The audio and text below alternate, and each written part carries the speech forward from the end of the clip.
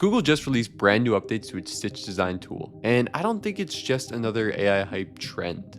I've been playing around with it for a few days now, and in under an hour, I was able to put together this super modern looking, redesigned website for a brand.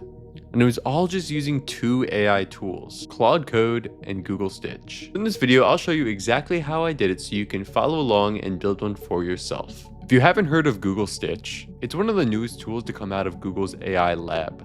And it's used to make beautiful front-end designs for websites and apps. But recently they came out with a few features here that take it to the next level. You're able to type or speak directly into a chatbot on the site that will create these designs on a AI native canvas. It then creates a design system so that the design agent knows what colors and fonts to use for the branding. This design system is accessible via a markdown file that can be exported and used for other AIs. There's also the ability for instant prototypes, so you can walk through the actual experience of using your app, and we'll be going over all of this in this video.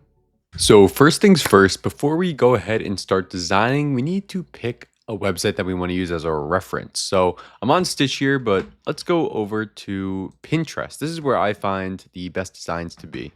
In case you want some other options, there's also Dribble, which has some pretty cool designs as well. This is for the web, but there's also mobile design. So it really depends on what you're trying to build, right? If you want to build a website or a web app versus a mobile application.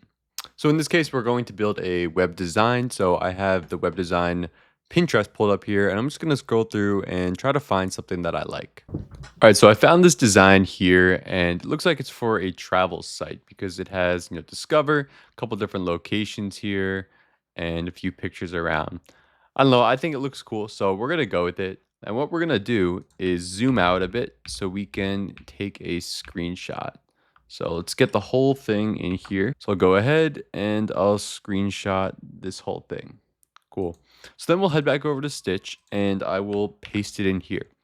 Now this is one of the main benefits of Stitch because you could just copy and paste reference images straight into the chat. Now this isn't possible with Claude Code because it's mostly a text-based interface in a terminal, right? It can't really reference images and use that to generate designs well. So Stitch is going to be amazing for coming up with really aesthetic designs that we can then import with Claude Code to set up a much more aesthetic website rather than if we were to go straight with Claude Code from the start. And since we're going to make a website or web app, I'm going to switch this over to web. So not so fun fact, last weekend I went skiing in Vermont and I lost my ski gloves, and that got me looking for different ski gloves that are the best, right? And I found this website, Hestra, that has really good ski gloves. So this is going to be what we're designing the website for. The cool thing about Stitch is that we can just copy this website, go over here, and add it as a reference. So we'll go ahead and do that. All right, so let's initialize the project by typing into this prompt right here. So I'll say, can you create a new website designed similar to the image that I attached in that style, but for the website that I added as a source here? And let's go ahead and run that and see what it comes up with. So it's still working here, but you'll notice that the first thing it actually did was creating this design pattern, which is super awesome. It's like a brand pattern that you can use not just for this project, but for any project that you want. And if it's creating more pages, it's going to use this brand outline as a starting point for what it's going to make. So if we take a look at this, it's actually pulling this straight from the Hestra website. And this is how it's grabbing its design patterns. It analyzes the website and it pulls that into here to get the fonts, the colors, the primary colors, secondary colors, all of that good stuff. All right, so it finished generating an initial image, but before we hop into there, it's cool to note that Stitch is like an infinite canvas layout, so you can keep adding more into it.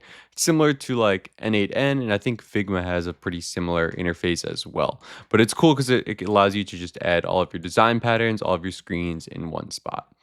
Now, if we take a look at the actual website page that it created, we could see it has the home image here and a couple of information about the products underneath, some more information here.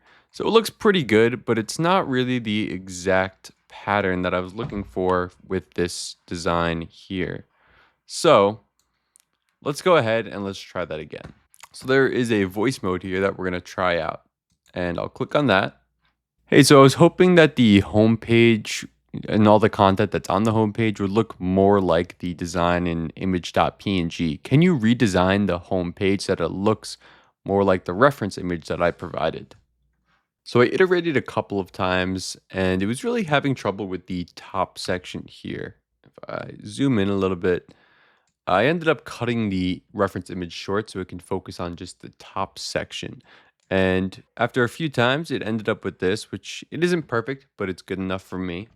And what I want to do next is I want to delete the other ones because we're not going to be using those anymore. And we want to keep the one design pattern as well. And we're going to keep using this design pattern as well, the Alpine Heritage one. So if we go ahead and speak into here. Hey, what are we designing? Hey, I like the design of the Hestra Refined Hero section using the Alpine Heritage design pattern. Can we spin up a couple more pages that would be on this website so I can see what the design would look like for the whole site? Absolutely. That sounds like a killer idea for consistency. Let's create some essential pages, like a product listing page, detail page, and navigation, all drawing from the Alpine Heritage and the Hestra Refined Hero section. Right, so use that theme and it generated a few more pages for our website here. We got the story section, looks pretty good, kind of cool. It goes through the history of Hestra. Then we got the, looks like if you just click on a specific collection, so the Alpine collection, what that looks like with multiple products on that page, and then an individual product, what it looks like for how you can add it to the cart, different information about it, and also some suggestions. So that looks super good to me. I'm happy with it. One of the features I want to try out here is that you can create prototypes so we can see how the app would function without actually fully building it out. So I'm going to go ahead and connect and preview it with instant prototypes. All right, so the prototype finished generating here and you can see it's pretty cool. It's like an interactive version of the site, but just off of the designs that we made. So you could test out all the different functionalities of the pages that we created. And there's our homepage here with the 3 different sections. You could keep going down, individual items, our story. So let's go ahead and click on the Alpine section. And here's our page about the Alpine section. And we can click on an individual item and see what that looks like too. So super cool. It's pretty much all the functionality that Figma gives you, but a lot more AI enabled. So we can see what the whole thing works and looks like before we build out all of the code for it. Now, one of the things I want to mention has to do with the design patterns. And if we take a look at the Alpine Heritage one that we've been using, there is a designed out markdown file. And this is basically all the instructions and rules for how to use these designs with the colors and the fonts and all of that.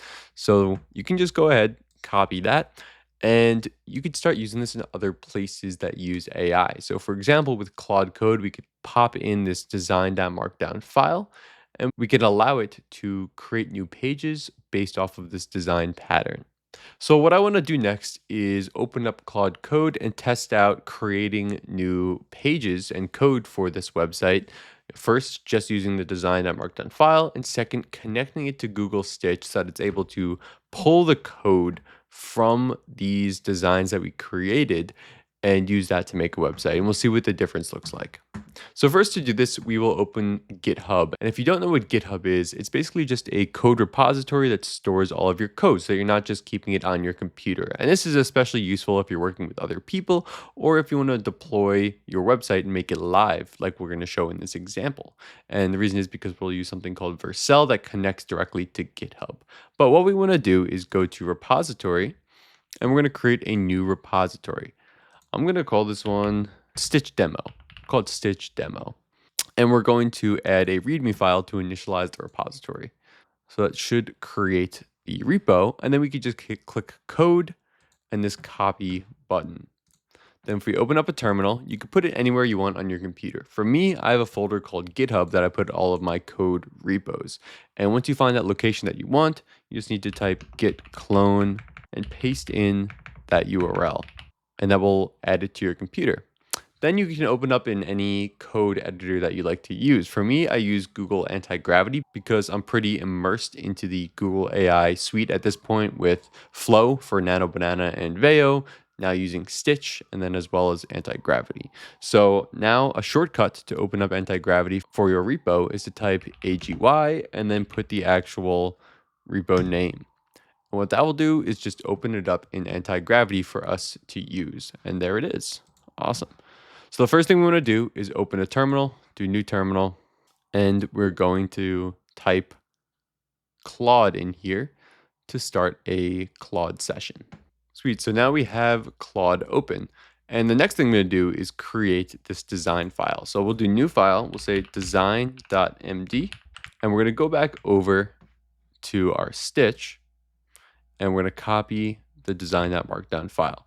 We'll go ahead and paste it in here. Like I mentioned, first thing I want to do is to create a website based on the design.markdown file.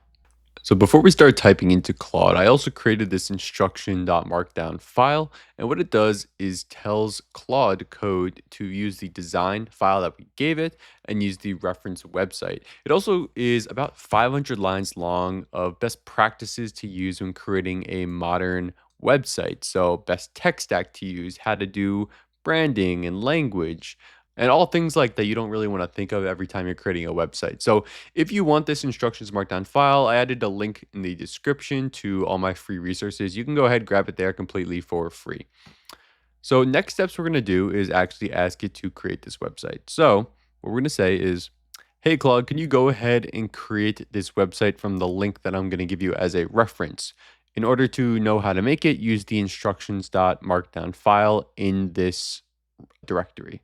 And then we'll go back to here. We're going to copy the Hestra website. All right. And we'll paste that in right here. Cool. So we're going to run that. And let's see what Claude cooks up just based on the design.markdown file.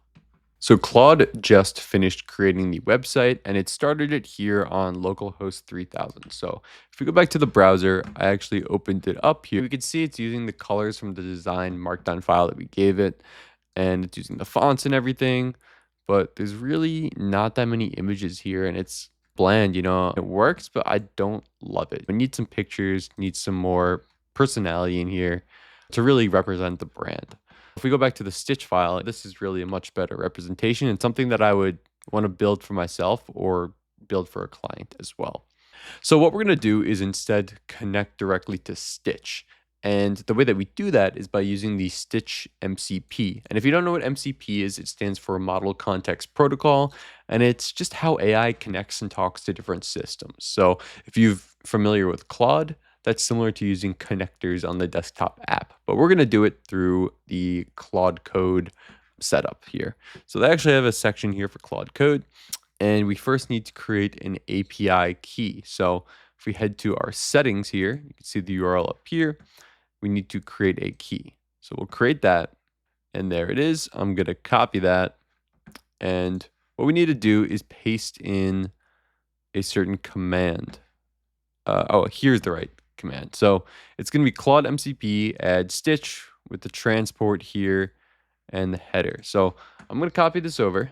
If we go back to anti-gravity in our terminal, let's open up a new one because we don't want to, it's not in Claude, right? We're just doing it in the terminal. We paste that in. And what I'm going to do is delete this and run that API key that I did. So I'm not going to include that in the video because I don't want you guys stealing my API keys and secrets here. But I will come back to you after I run that and we'll see the result. All right, so I just ran that command, and in order to take that into effect, we need to close Claude, and then we will open it back up, and we should start to see it in our MCP. And the way we can check is by typing /MCP, and we should see Stitch right here, and it's connected. Perfect. And if we want to take a look at the tools, we could see creating project, getting a project, all this different functions that we could do now connecting to Stitch. So what I'm going to do is I'm going to delete pretty much everything that we just made because it didn't even look that great to begin with.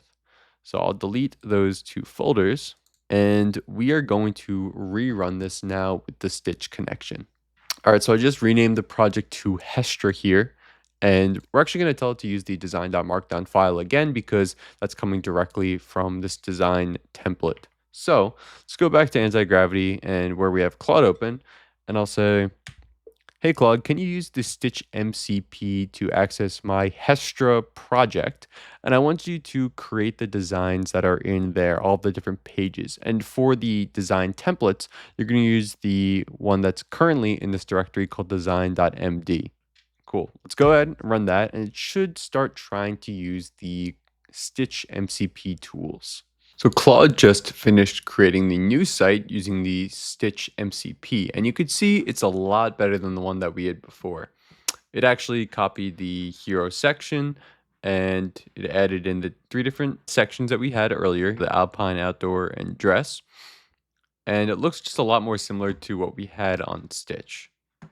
It's not perfect, this one is a little bit larger up top here, and in my opinion looks a little bit better, but it's pretty close. It's pretty close. And it's functioning. So we can go ahead and click on shop, and it will bring us to the Alpine collection here.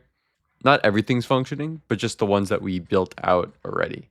So I think also if we go to our story, we built that one out. Yep, that's what we had in the design as well. So you can kind of see the vision here on how you can connect Claude Code to Stitch to pull all that higher quality, more premium looking front end design, as opposed to if you just built something in Claude Code to start or have something in Stitch that isn't actually deployable. So we're combining the two together to get good quality design with something that actually works.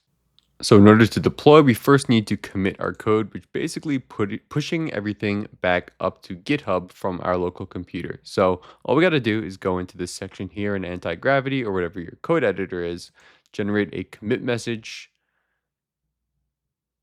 and this should just describe everything that you're doing in this commit. Then we'll actually commit the code and sync it up to the Git repository. So what I'm going to do now is show you how to actually deploy it. And to do that, we're going to use a site called Vercel, which makes it super easy to connect your GitHub and deploy your apps. So if we go to the Vercel dashboard, we can add a new project here, and we should be able to link straight to the Stitch demo. All right, looks good. And let's go ahead and deploy it. And it's simple as that, just one button. So I will get back to you once finished deploying. All right, so our app is deployed on Vercel now, and you can see it right here. And if we visit the site, you can see the actual URL is Stitch demo, bunch of characters, .vercel.app. So that's how we got it live, right? Now it's on a real URL that anybody can access. If you want to set your own domain, then you can go over here to the domains section, and you can go ahead and buy a domain if you want. You can search one in here. So if you want to do like Hestra or something like that, I mean, those are unavailable because they're taken, of course, but we can add one here, or you can add one that you already own from another source by doing add existing. And I go over this in a previous video that I made that I will link right here.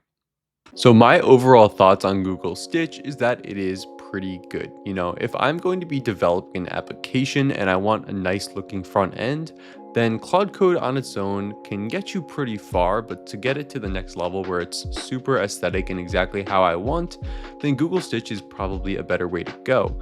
And I could see myself using it for this purpose in the future. So hopefully you enjoyed this video and you learned some things for yourself on how you can use these AI tools. Again, all the free resources are linked down below in the description. And if you're interested in using these Google AI tools along with Claude Code, then I also created a video on how to create animated websites using Claude Code and Nano Banana with Veo, and the link to that will be right here.